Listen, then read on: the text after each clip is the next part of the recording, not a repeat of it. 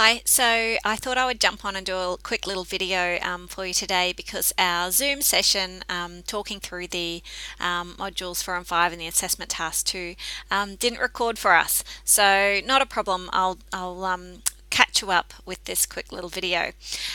So for those of you that don't know me, my name's Donna Goldie. I've been part of JCU and teaching in the Bachelor of Education program for a few years now, and I'm taking over for the teaching for Kelsey for the other half of this subject. And I think this is about my 8th time doing service learning, so it's great to be back and working with you all.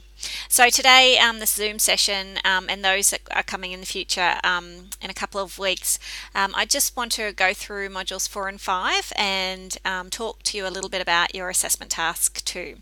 So and then if you have any questions from the recording, please feel free to email me and I can help you out there. Okay, so a big core part of service learning is your critical reflections. So yes, it's part of the process and your project, but it's also about your reflection on that project and on the processes that you're engaging with as part of your service learning. So core to it is how you reflect, and module 4 and 5 really capture those during placement and post-placement reflections well, and a core part of those, they directly inform your assessment task. So as part of your module 4 and 5, yes, it has to be written professionally, yes, you have to use academic writing, be clear and concise, but you have to reflect it and on your placement, and you have to demonstrate your knowledge that you've actually read the readings, that you've engaged with the subject materials, and it might feel a bit repetitive, and then putting the whatever you've written in the module postings into your poster, and that's the whole idea. It's about really clarifying your ideas and your learnings and reflecting on them for feeding into that poster task. So please be aware that these module postings are important, that you do them and that you then use them for your putting together your poster for your learning gallery. So what I want you to do for yourself at the moment, whether you're doing this in the recording or when you come on to the next session, is think about the module 4 readings and think about the core reflections you have about your service learning experiences in your project. So module 4 really details how you can actually, and types of things you can reflect on. So in the group today we did this activity, and I really want you to think about and reflect on your experiences and how you're able to take on those multiple perspectives. Were you actually able to see things through the eyes or the feelings of the community members that you're working with? Did you get those times where you felt uncomfortable? Were you about to experience things as a beginner, and experiencing things as a beginner is a really important part of life, and whether it was those pre-placement nerves or those thinking about it that first time and those stepping into those rooms or the meeting with those people, and think about, did you take yourself out of that comfort zone and what did you learn from it, and were you actually able to see the world through different eyes, and why not, and on what potentially stopped you, and what did you learn from those multiple perspectives, and then even think about what does that mean for your future classroom practices, and taking on those different perspectives of the people that are going to be in your future classrooms. So module 5 actually revisits a reading from module 2, which is about this Brits taxonomy or typology, and thinking about service learning and different types of service learning and different types of service learning for different reasons. And then what I want you to do, and I'll give you some examples in a minute, is think about what you took away from your placement as a learner, what you took away from it as a citizen of being in the world, and potentially as an agent of change, ways of engaging, ways of being sustainable. And change agent is not necessarily about you actually making change as well. It's also about, did something change in you as part of your processes, and this is actually from really core part of your poster as well, and demonstrating evidence that you've done this. So if you can do this activity now, you can use that through your assessment for your poster. So these are some examples from a couple of years ago, and I want you to do your own, and it can be a picture, it can be it could be a picture, it could be a sentence, it could be a word, and think about what you have done and how it helped you or changed you as a learner or a citizen or agent of change.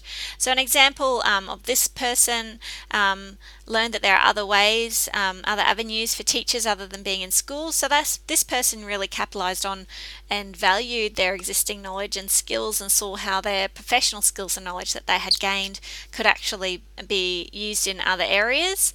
As a citizen, it's about making educational information interesting, so about being in the world and being a person. In the Zoom today, there was one that talked about, making those professional links with teachers internationally, and keeping those connections and sharing resources internationally. And being an agent of change is about being mindful of having a concise yet interesting and relevant contribution. So about what that means in their life and in their working life and personal life. Another one is about the importance of creating community partnerships as a learner. And in schools, that's really important. You're about to go on prac and thinking about those partnerships with the school, whether it be parents or whether it be the staff and the administration, people in the office and the cleaners and your children in your classrooms and your older students, your young kids. What do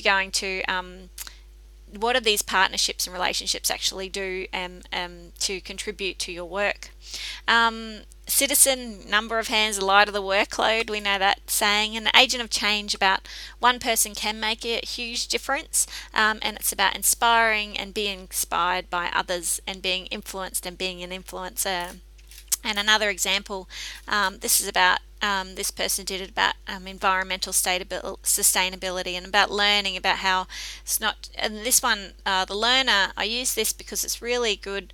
This was about taking on those multiple perspectives and thinking about how other people might be seeing or thinking in the world, and it's about importance of environmental sustainability and how oblivious we can be to the effects we have on the environment. Another one, it's about people need to be participatory and active and informed.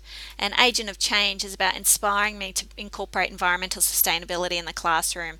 And I remember this student, and they were actually not, I think they were a secondary teacher in kind of the maths, chem stuff, and they were actually thinking about, even in their school, even in their subjects, how could they incorporate environmental sustainability in their future classrooms. So in Module 5, as I said, it's really important that you think about those agent of change, learner, citizen into your Module 5 learning guide. Read the readings and use those to really drive your critical reflections and demonstrate your understanding through that. Okay, moving on to assessment task 2, and this is straight out of the subject outline. So it's about presenting what you know, basically. So it's about drawing together your major learning from your experiences, from your service learning. It's about thinking about the theory of service learning for sustainable futures and what it means for you and your professional practices as a future teacher. So again, you've got that keyword, critically reflect on your placement experience. Think about literature and the subject materials so you can make meaning, thinking about what this means for your own pedagogical strategies and your own curriculum vision.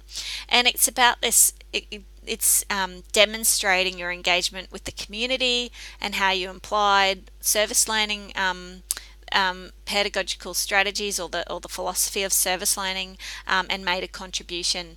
And think about the alignment to the policy documents that you know, the Australian curriculum, whether it's becoming of the early years learning framework and so on.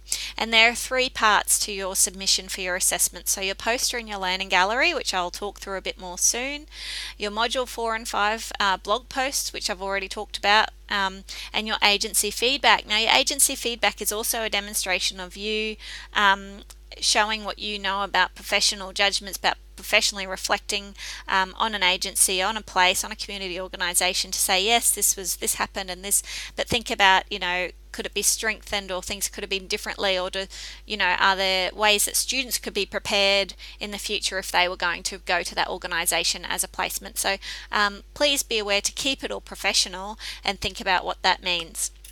So I'll go through to the Learning Gallery now. So your poster is an electronic poster, so you don't need to do a double work. So please keep it just to use a PowerPoint or a Prezi or a PDF file, whatever you want to use. And it's about you presenting your learnings in a poster genre. So it's about ways to think about what you learned and also the applications for the classroom. And what's going to happen is you're going to present that on Zoom, the tool, and there's actually a button on Zoom that you're going to share your screen. So please have your poster loaded, ready to go on your computer, and then we will take turns and you're going to actually put your poster up with the shared screen. So please make sure you can go into Zoom anytime. You can go into the links that are already there. They're open rooms anytime, or you can create your own and you can have a play with that if you haven't used Zoom before. But it's okay to do that. Now there are lots of examples on LearnJCU. Yes, there's a hard copy and a photo of a poster, and there's also electronic ones. So please don't do double work. The electronic poster is enough. So this is straight out of your subject outline of what you need to have in your poster. And think about and see down here you've got summary of your key learnings, things about your Brits taxonomy, which is if you've done the activity through this recording, you've already got it. So this is the things that need to go in your poster. And then you're going to present your poster, and I'm going to ask you a question, and one of your peers is going to ask you a question as well. And I want you to think about what questions you can ask. And when I say questions, I'm not saying we're going to trick you or anything. It might be students usually genuinely interested in what you have to say in your project, and it might be something clarifying. Can you tell me more about how you could do that in your classroom in the future and so forth, or what did you learn, or did it change? And as I said, the second part is your modules 4 and 5 blog posts, and I'd like you to collate them into one document for submission, and also your feedback on your agency. So there in LearnJCU you can actually submit more than one file in the assessment submission box, so please do that. And then please, the best thing to do with every assessment is to start at the criteria sheet and work backwards. So all of this is your criteria for your poster. So please think about, you have 800 words, so I know that the word count is quite smaller than what you've been using, but it's a poster, so think about the key parts of posters that you see. Yes, there are dot points. Yes, it's engaging. Yes, there are annotated photos and things like that. So see how you can do that working backwards from your criteria sheet. Think about the professional conversation. So this is about your module posts. Think about also the questions you're going to ask during the Learning Gallery, and then there's also professional literacies. Now, to explain more of the Learning Gallery, so you're going to take it in turns now. The schedule is up. I posted that last Friday of what you need to do, who's going to present when and what day. So please, if you haven't gone to the schedule yet, please do so you know when you are going to be presenting your poster in the Learning Gallery, and prepare for that. So when we do the poster, you'll have, when you share your poster, you'll have about 5 to 7 minutes, and this is about a professional conversation, so please don't read directly from your poster. We can read. The important thing is that you actually can use it as an opportunity to further demonstrate your understanding. So provide a little bit description of your placement and your project. You might reflect on your learning goals. They might have changed as the project did, or you might have developed different ones, or you might have felt that you went above your goals and you might want to talk about that. Think about what skills and knowledge you needed to work with the community and how you could use this in your classroom and so forth. So these are not made up, these are taken straight out of the criteria sheet, so of your poster. So these link directly here. So and as I said, I I said 5 to 7 minutes, and then I'll ask a question and your peer may ask a question, or more than one peer. And again, it's more of a professional conversation around your placement, around your learnings, and around your reflections on your learning. So think about what that might mean, and I also want you to think about what questions you might come in prepared to ask, because you actually also need to ask questions as well as listen. So you need to be involved, and that's why the learning galleries, there's about 7 or 6 in each, so we can all be involved in that. So as I said, there'll be questions. So, and yeah, please have your presentation loaded, ready to share, and please have a little test. Don't worry about jumping into those Zoom rooms. If you want, you can. They're all scheduled. They're all there. Or you can open yourself a new one and go in, and they're kind of not limited to time. They're a space there already whenever you need to launch it. So where to from here? Please check the gallery information schedule on the assessment task, and think about when, and make sure you know when you're going to be presenting your poster in the learning gallery. If you have any questions, please feel free to email me through any questions, and I'll see how I can help you there. And thank you for listening, and I'm sorry the Zoom didn't record, and but that's how it is, and I've given you basically a brief info of what we talked about anyway. So thanks everybody. Have a great day. See ya.